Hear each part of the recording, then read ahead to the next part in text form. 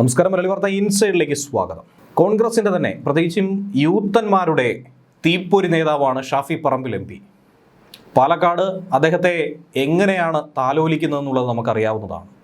വടകരയിലെ ജനങ്ങളും അദ്ദേഹത്തെ തലയിലെടുത്ത് വെച്ചിരിക്കുന്നത് നമുക്കറിയാം. അത്രയധികം ഇഷ്ടമാണ്, സ്നേഹമാണ് ജനങ്ങൾക്ക്. വടക്ക് മാത്രമല്ല, കേരളത്തിലെമ്പാടും ഷാഫി എന്ന് പറഞ്ഞാൽ പിള്ളേർക്ക് ഹരം തന്നെയാണ്, രോമാഞ്ചമാണ്. മാധ്യമങ്ങളെ സംബന്ധിച്ചും മാധ്യമസിംഹമായി, മാധ്യമങ്ങളിലെ ചർച്ചകളിലെത്തുന്ന സിംഹമായി, ബൈറ്റുകളിലൊക്കെ തന്നെ തീപ്പൊരി വാക്കുകളിൽ ജനങ്ങളെ കയ്യിലെടുക്കാൻ കഴിയുന്ന നേതാവ്. എന്നാൽ ഷാഫി ഏറെ പ്രതിരോധത്തിലായത് രാഹുൽ മാങ്കൂട്ടത്തിൽ എന്നാണോ പീഡന കേസുമായി ബന്ധപ്പെട്ട് നട്ടം തിരിഞ്ഞത് ആ സാഹചര്യത്തിലായിരുന്നു. രാഹുലിൻ്റെ സ്പോൺസർ എന്നും രാഹുലിൻ്റെ മെൻറ്റർ എന്ന രീതിയിലുമൊക്കെ തന്നെ ഷാഫി ഏറെ പ്രതിരോധത്തിലായിരുന്നു. ഷാഫി ഏറെ ആരോപണങ്ങളെ നേരിടേണ്ടി വന്നിരുന്നു. എന്നാൽ ഇപ്പോഴും സജീവമായി തന്നെ കഴിഞ്ഞ ദിവസം തന്നെ നമുക്കറിയാവുന്നതാണ് ഷാഫിയോടുള്ള ജനങ്ങളുടെ സ്നേഹം. ഇന്നാകട്ടെ ഷാഫിയുടെ പിറന്നാളുമാണ്. എന്നാൽ ഈ സാഹചര്യത്തിൽ ഷാഫിയെ വിഷ് ചെയ്തുകൊണ്ട് പിറന്നാളാശംസ അറിയിച്ചുകൊണ്ടെത്തിയ ഒരു വ്യക്തിയെ സൂക്ഷിക്കണമെന്നാണ് സമൂഹ മാധ്യമങ്ങളിൽ ഷാഫിക്ക് പലരും കൊടുക്കുന്ന മുന്നറിയിപ്പ്.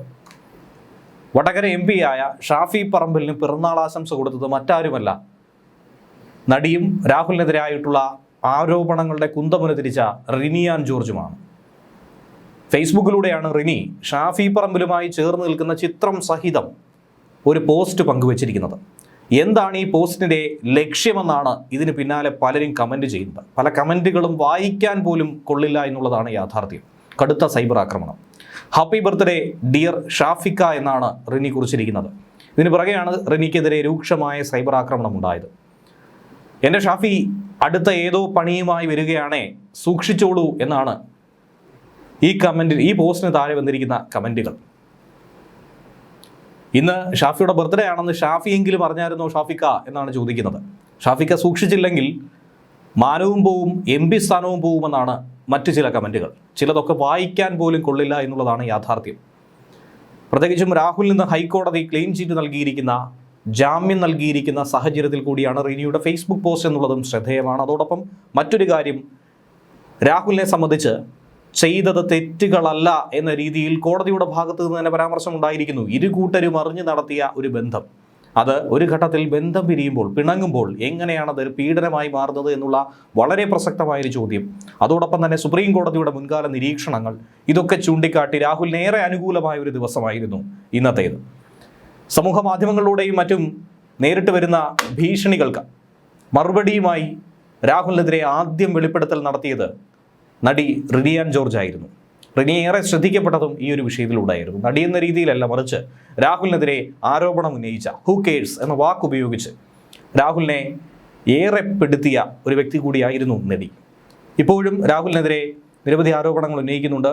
എന്തിനേറെ പറയുന്നു, നടിക്കെതിരായിട്ടുള്ള ആരോപണങ്ങൾ വന്നപ്പോൾ അതിനെ നിയമപരമായി നേരിടുന്നു എന്നുള്ള പോസ്റ്റ് കൂടിയായിരുന്നു കഴിഞ്ഞ ദിവസം റിനി ആൻ ജോർജ് പങ്കുവച്ചത്. രാഹുലിൻ്റെ പേരെടുത്തു പറയാതെയായിരുന്നു റിനി പോസ്റ്റ് അടക്കം പങ്കുവച്ചത്. രാഹുലിനെതിരായിട്ടുള്ള വെളിപ്പെടുത്തലിന് പുറകെ തന്നെ തനിക്കെതിരെ സമൂഹ മാധ്യമങ്ങളിൽ പല തരത്തിലുള്ള വ്യാജ പ്രചരണങ്ങൾ, കുപ്രചരണങ്ങൾ, കടുത്ത സൈബർ ആക്രമണം തനിക്ക് നേരിടേണ്ടി വരുന്നുവെന്നാണ് റിനി പറഞ്ഞത്.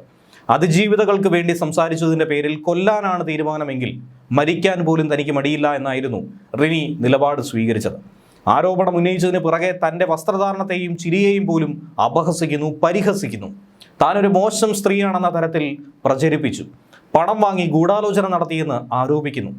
അവസരങ്ങൾ ഇല്ലാതാക്കാൻ പല രീതിയിലുള്ള ഇടപെടൽ ഉണ്ടായി എന്നാണ് റിനി ആരോപിക്കുന്നത്. എന്നാൽ ഇതുകൊണ്ടൊന്നും തളരില്ലെന്ന് കണ്ടപ്പോൾ കൊല്ലുമെന്ന് വരെ ഭീഷണി. എന്നാൽ അതുകൊണ്ടൊന്നും താൻ ഭയപ്പെടില്ലെന്നും ഓരോ വ്യക്തികൾക്കും അവരവരുടെ തെറ്റുകൾക്ക് കർമ്മഫലം ഉണ്ടാകുന്നതിന് എന്നെ പഴിച്ചിട്ട് കാര്യമില്ല എന്നാണ് റിനി പറയുന്നത്. ആരും തകരണമെന്ന് ആഗ്രഹിക്കുന്നില്ല, അവർ തിരുത്തപ്പെടണമെന്ന് തന്നെയാണ് എന്നത്തെയും നിലപാടെന്നാണ് റിനി ഫേസ്ബുക്കിൽ നേരത്തെ കുറിച്ചിട്ടുണ്ടായിരുന്നത്. രാഹുൽ മാങ്കൂട്ടത്തിന് ഹൈക്കോടതി മുൻകൂർ ജാമ്യം നൽകിയ സംഭവത്തിന് പിന്നാലെ തന്നെയാണ് റിനിയുടെ പിറന്നാൾ ആശംസകളും വലിയ ചർച്ചയായി മാറുന്നത്. തിങ്കളാഴ്ച ചോദ്യം ചെയ്യലിന് ഹാജരാകണമെന്നും നിർണായക തെളിവായിട്ടുള്ള മൊബൈൽ ഫോൺ പരിശോധനയ്ക്ക് കൈമാറണമെന്നും മറ്റ് ചില കർശന ഉപാധികൾ കൂടി ചൂണ്ടിക്കാട്ടിയാണ് രാഹുലിന് ജാമ്യം കൊടുത്തത്. മറ്റ് 2 ബലാത്സംഗ കേസുകളിൽ നേരത്തെ തന്നെ രാഹുലിന് ജാമ്യം ലഭിച്ചിട്ടുണ്ടായിരുന്നു. എന്തായിരുന്നാലും ഇന്നത്തേത് രാഹുലിനെ സംബന്ധിച്ചേറെ വിജയം പറയാൻ സാധിക്കുന്ന ഒരു ദിവസം കൂടിയാണ്.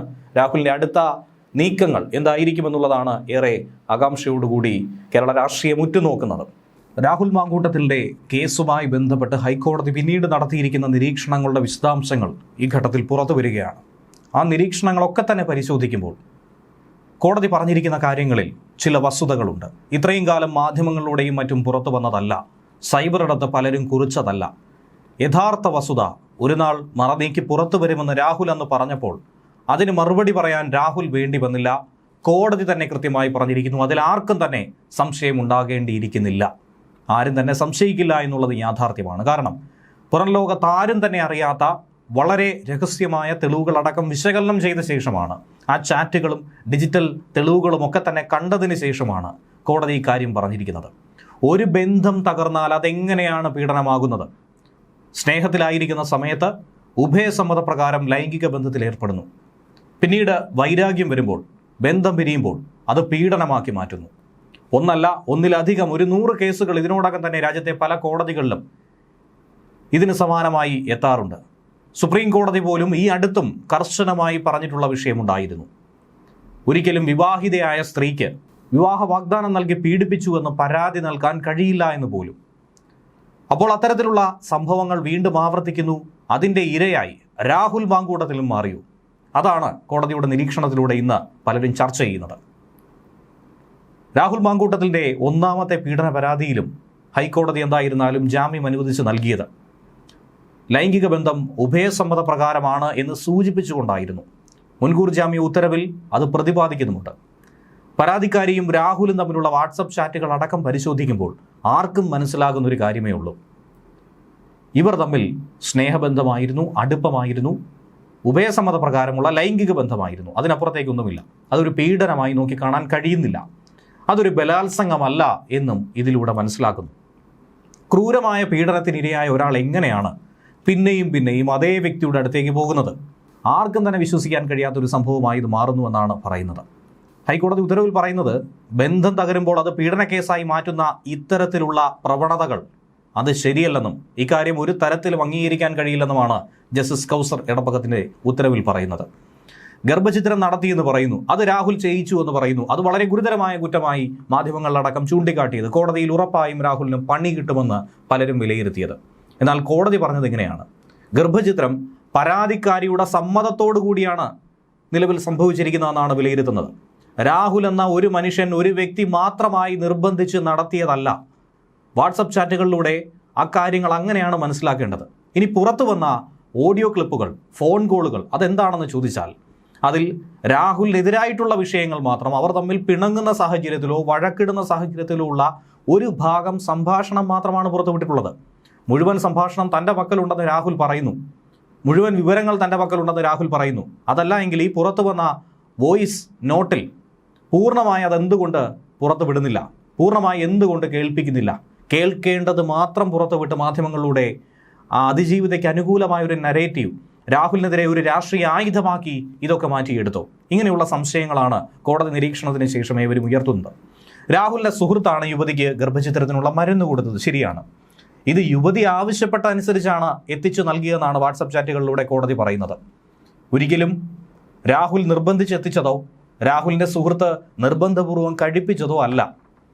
ശാരീരിക ബന്ധത്തിന് സന്നദ്ധയായിരുന്നില്ലെങ്കിൽ വിവാഹിതയും പക്വമതിയുമായൊരു സ്ത്രീ പ്രതിയെ സ്വന്തം അപ്പാർട്ട്മെൻറ്റിലേക്ക് ക്ഷണിച്ച് പിന്നീട് അയാളുടെ പാലക്കാട്ടെ ഫ്ലാറ്റിലേക്ക് അയാൾക്കൊപ്പം താമസിക്കാൻ പോകുന്നു.